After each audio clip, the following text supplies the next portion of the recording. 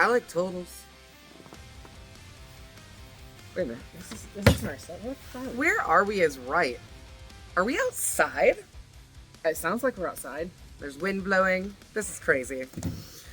Hey, all you Slashaholics. Welcome to Slash Sisters. I am Slash Sister Jen. And if you're Slash Sister Jen, that makes me Slash Sister Hallie. And we want to welcome you back to your favorite place to get horror movie reviews by true horror movie fans. That's right. As Hallie just pointed out, we are recording a very special episode. Obviously, in a pretty different spot than usual. We're actually at my house right now. And if you paid attention, the intro for this video was a little different than what it usually is. There's a reason for that.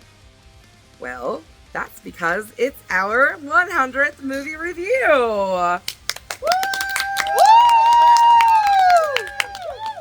Thank you, audience, for making your cue known. Yes, and as you can hear, we've got a studio audience, or a driveway audience? Driveway? A driveway audience. Oh, wait, drive-in. Drive-in, yes, because we did just actually watch our movie for our 100th movie review, and that was Night of the Living Dead. We did it right here in the driveway on a projector with a nice big screen, and we all got to watch it together, which was really fun. Oh, yeah, absolutely. And as you can tell, we've gone a little analog here, so... Don't mind the script. It just keeps us on task, helps us kind of stay with the story a little bit. But before we get into this, let's pause and let Lord Blood-Rah give his thoughts on this, shall we? My lords and ladies in the Slash Sister universe, I've been asked to say a few words about The Miracle from Pittsburgh, a low-budget film that created an entire horror subgenre still going strong to this day. George Romero's Night of the Living Dead. What can I say about it? George Romero created an entirely new genre of monster. Before Night of the Living Dead, zombies were usually men, women brought back from the dead as servants, as mindless slaves that would just do your bidding. After George Romero, they were forever thought of as flesh-eating, shambling corpses. Truly, a new form of terror, a brilliant film, and for an incredibly low budget. It's really amazing what they did. That's why I called it The Miracle from Pittsburgh. I can't imagine that you haven't seen this film, but if you haven't seen Night of the Living Dead, see it, and you'll see where all of these zombie films first came from. In the Slash Sisters rating system, I have to give it an unprecedented 2 bloody machetes up. And I'm going to throw a hatchet in there too. It's worth it. Night of the Living Dead. Classic film. You have to see it. My lords and ladies, I am Lord Blood-Rah saying thank you to the Slash Sisters for allowing me to talk about Night of the Living Dead. And as always, geek out. Thank you, Lord Blood-Rah, for that wonderful intro for this video and your thoughts on this. And we couldn't agree more that this is definitely The Miracle from Pittsburgh. Miracle from Pittsburgh, but also it redefined the subgenre of zombie films as we know it today, and gave us the likes of like Walking Dead and the remake Dawn of the Dead from Zack Snyder. So, I mean, the amount that zombies have permeated into our culture is insane. It is insane. So why don't we go ahead and we'll just break down the plot for you real quick, and we'll tell you our thoughts and kind of give you some interesting little tidbits along the way, and let's get started. Right. We start our story with siblings Barbara and Johnny, who are driving to a cemetery roughly 200 miles? Yeah. 200 miles from where their mother, who is too sick to make the cemetery, buried her husband and their father. Yes. While laying flowers on the grave and kind of like commiserating on whether or not they keep paying for the same wreath over and over, Johnny begins making fun of Barbara because she used to get scared at the cemetery when she was a kid, and he kind of starts saying like, "Oh, you're still scared, aren't you?" You can't see what this pin says on my hat, but it's the most quotable line from this film. And what is it, audience? They're coming to get you, Barbara. Thank you. Stop it now, I mean it. They're coming to get you, Barbara. Stop it! You're ignorant. They're coming for you, Barbara. Stop it! You're acting like a child. They're coming for you. Look, there comes one of them now. Love it. In the distance, they see a pale man in a tattered suit lumbering towards them. He eventually makes his way to the siblings, and Barbara, for some unforeseen reason, walks right smack into him. Yeah, she explains later that she was going to apologize for the way that Johnny was acting, but like, come on. Right. Okay. So she runs away. First, she like gets into the car and like doesn't have the keys. Kind of like lets it slide into neutral, and She takes the parking brake off. yeah, and she kind of like goes as far as she can go in the car before it crashes somewhere. But she flees to a nearby farmhouse, and inside the farmhouse, she finds the owner of the farmhouse dead on the floor with their face basically eaten off. Very cool effect for Yes, 68. yeah, for sure. Speaking of effects, this actually inspired two of our favorite special effects makeup artists, Tom Savini and Greg Nicotero. Tom Savini actually did a remake of this movie in 1990, and Greg Nicotero is like the main special effects guy on The Walking Dead. Right. So he is the go-to guy for zombie films because of this film. Mm-hmm. A growing horde of what they call ghouls begin to surround the house. Because we don't say the Z word. We never say the Z word. Any zombies out there? Don't say that. What? That's the Z word. Don't say it. Shaun of the Dead? Shaun of the Dead, yeah, that's exactly somebody what said it it. But a man named Ben arrives at the farmhouse looking for shelter from the horde.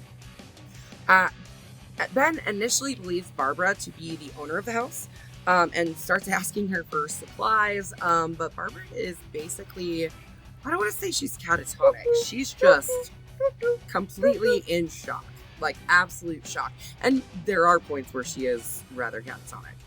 And definitely at this point, like, you don't know if she's Borderline hysterical. Yeah, well, and at this point, like, you don't know if she's deaf. Like, she's not responding at all to anything he says. Nope. Like, she's just like wandering around, like touching the wall and being 90 shades of weird. Right. After driving back several ghouls, he boards up the windows and doors and begins searching the home for supplies. During his search, he locates a rifle. Yeah.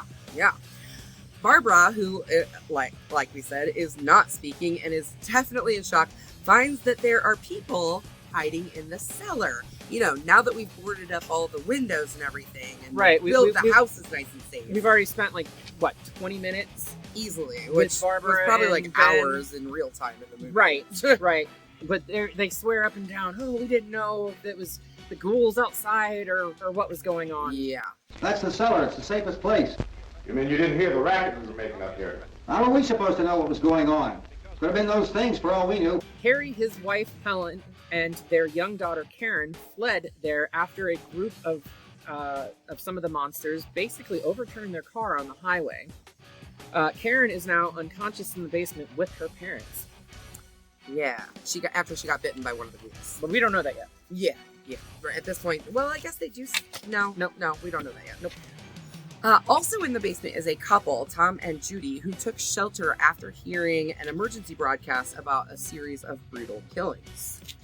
Tom and Ben decide to secure the farmhouse. Meanwhile, Harry tucks his tail firmly between his legs and runs right back downstairs. Look, the cellar. The cellar, there's only one door, right? Just one door, that's all we have to protect. Tom and I fixed it so it locks and boards from the inside. But up here, all these windows, why, we never know where they were going to hit us next. You got a point, Mr. Cooper.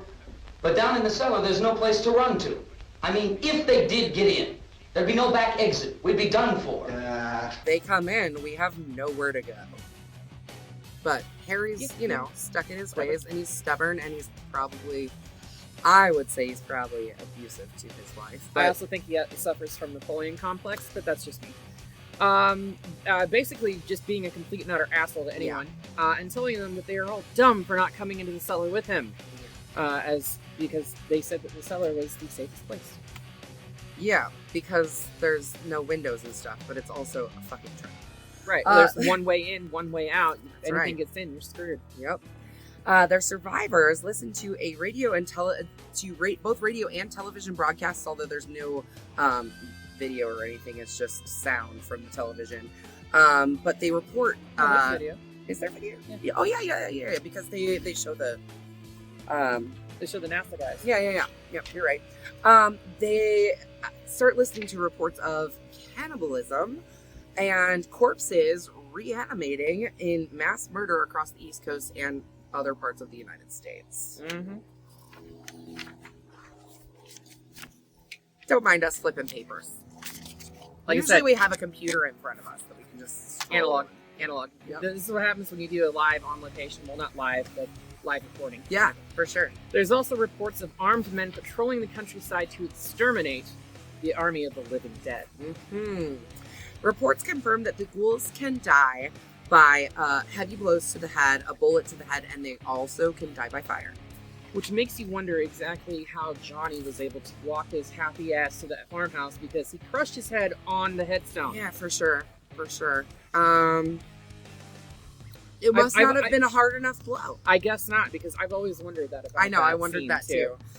Various rescue centers offer refuge and safety, and scientists theorize that radiation from an exploding space probe returning from Venus caused these mass reanimations. You're coming from a meeting regarding the explosion of the Venus probe, is that right? Yes, that was the subject of the meeting. You feel there is a connection between this and the phenomenon? There's a definite connection.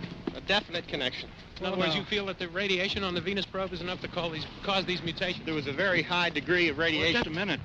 I'm not sure that that's certain at all. I don't think that has been only logical irrefutably explanation that we proved. have at this time. Yeah, that's interesting. I mean, I guess that's one way to explain things. I We gotta mean, come up with something. They didn't have to explain anything. They They could could have just left it at that. Yeah. Ben devises a plan to obtain medical supplies for Karen, and to transport the group to one of the rescue centers by refueling his truck at a tank that they saw on the farm property. It's not his truck. Well, yeah. He kind of stole the truck from the diner that he was at when Good for gas him. truck crashed into it or whatever. Yeah. Anyway, Ben, Tom, and Judy then drive there together, holding the ghouls off with torches and Molotov cocktails. Yep. Well, they Judy don't wasn't do it, supposed but- to come. No, she kind of ran out there, and she pays the price for it, too. Yes, she does. When they get to the gas tank, the pump spills and causes the truck to ignite and explode, killing both Tom and Judy. See? Told you she paid the price.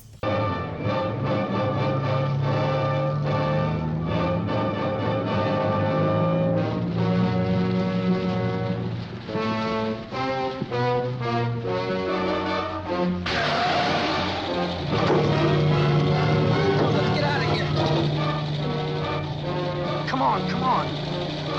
My jacket's caught.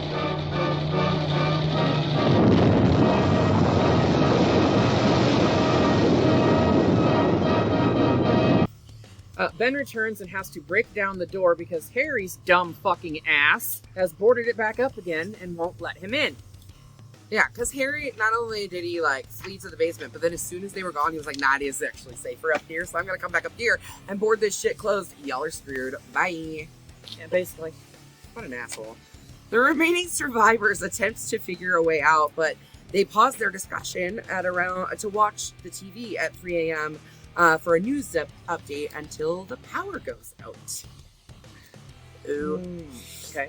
The ghouls soon break through the doors, as ones tend to do, and windows of the unlit home. In the chaos, Harry grabs Ben's gun, but is disarmed and shot by Ben.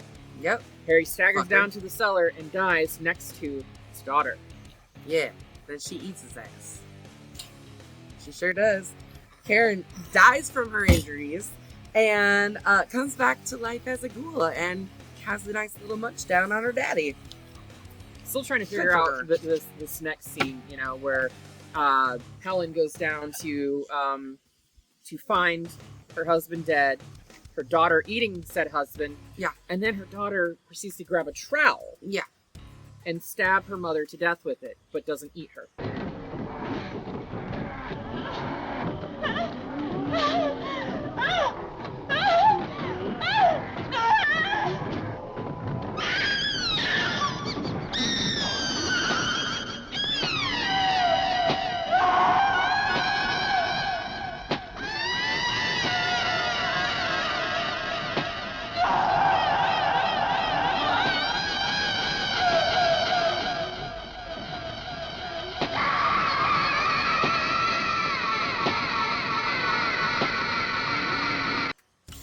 Yeah.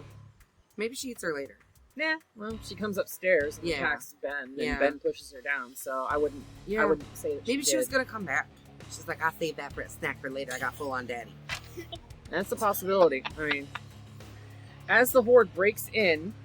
Oh wait, no. Sorry. Nope. Barbara tries to help Ben keep the ghouls out, but she sees her brother Johnny in one of the windows, and as a reanimated ghoul, and he drags her away. Again, like Hallie pointed out, like, he smashed his head. He shouldn't be a zombie, but I mean, at least we don't make the rules. I think at this point, George was still trying to figure out said rules. The rules, yeah, right, for sure. Right. For sure, yeah. As the horde breaks in, Ben takes refuge in the cellar where he shoots Harry. Deserves it. No, he didn't. Harry's already been shot. Oh, yeah, Harry's dead. Okay. He shoots Harry and Helen. They don't come turned back. as flesh eaters. Did Harry they? and Helen, they don't come back? Audience, did they come back? Hey, did Harry and Helen come back? No, Harry did. Harry did, and he gets shot again as a ghoul? Thanks, Olive. You would think us just watching this would know this? Look, we might have been talking a little. Well, I got up and went to the bathroom right before we started I was recording. busy dealing with some printer issue. And your feral child. Yeah, that feral child that kept running out of the house. Okay, He's but fun. apparently Ben murks him again. Yeah, he deserves it. Yeah. Totally. In the morning, an armed posse arrives to start rounding up all the ghouls. No. Or clearing out the remaining ghouls. Clearing out the remaining ghouls and starting bonfires with their corpses. Yeah. Awoken by their gunfire and sirens, Ben comes up from the cellar. The posse apparently mistakes him for one of the undead and promptly puts one between his eyes. Yep, and that's just the end of that. Mm-hmm. It makes you wonder, with Ben being a black man and this being 1968, if that was a commentary on the social struggles that was happening at the time. So George A. Romero claims that it was not. No. George A. Romero claims that there is no racial, or did claim when he was alive, that there was no racial motivation to the movie.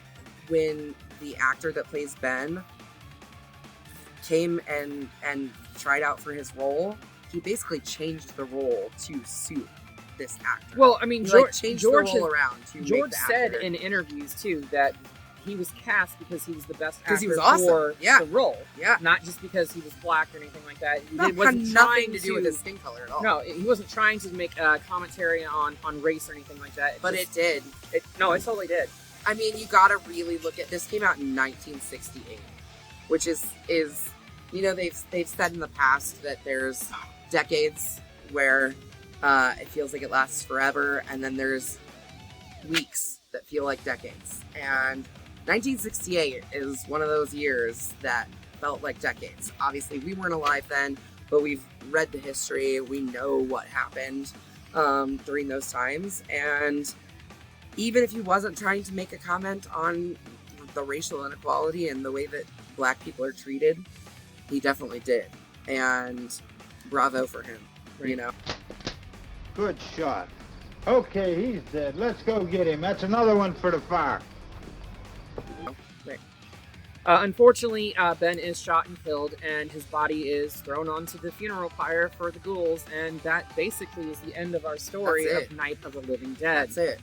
But that's just the end of this story. It's certainly not the end of the Dead series. No, because from George A. Romero. No, because we get 5 more, and there actually is a 7th one in the works. Yes. Obviously, he is deceased, but people have his vision and are bringing it to life. Yep. Yeah. So that, my lovely Slashaholics, is the end of our story. Something that Lord Blood-Rah touched on a little bit in his little bit about the low budget of this film. Right. So I have the numbers in here somewhere. Let me get to the right sheet here. $117,000 is the budget, I think. Yeah. So their budget was $114,000 in 1968, which rounds out to approximately $980,000 in 2024. Less than $1 million. It is really hard, except for if you're Damien Leone and Terrifier. It is really hard to make a really good low budget film for that amount of money. No. Ow! Bitch! The movie, though, it grossed in 1968 nearly $30 million, which is about $257 million in 2024. Which is roughly 263 times what the budget of the film was. Yes. Insane. So yeah, it's known as one of the highest grossing films ever. Highest grossing independent films. Independent films, yes. It, like we said, it is the start of George A. Romero's life in the world of zombies. Really. And how we think of zombies in today's terms. Yeah, for sure. He created it's interesting because in this movie, we have the slow shambling zombie. Mm-hmm. We have the running zombie.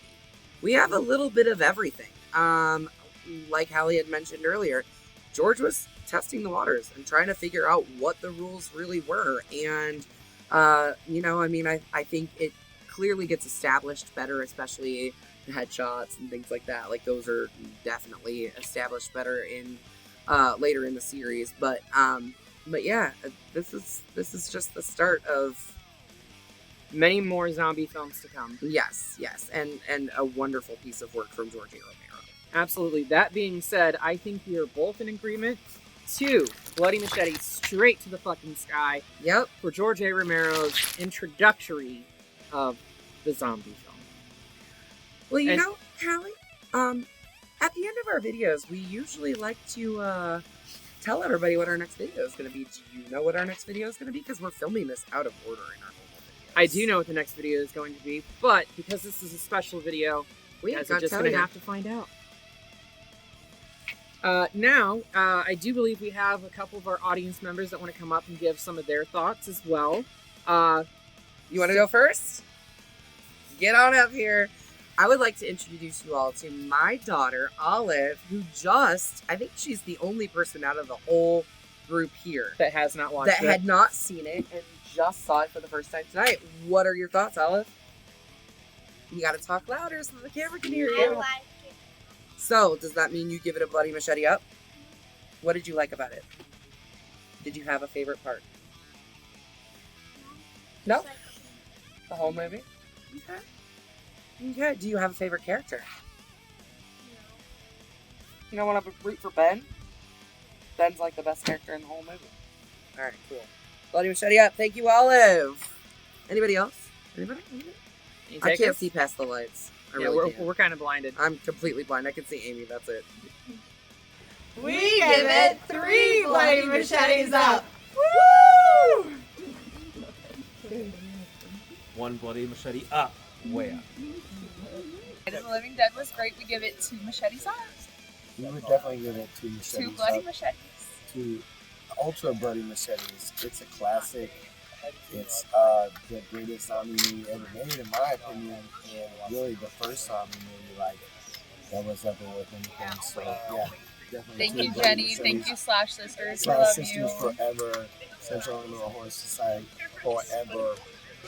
We want to make sure you slash that subscribe button, stab that like button, and ring-a-ling the great bell so you don't get buried alive and you stay up to date on all our videos.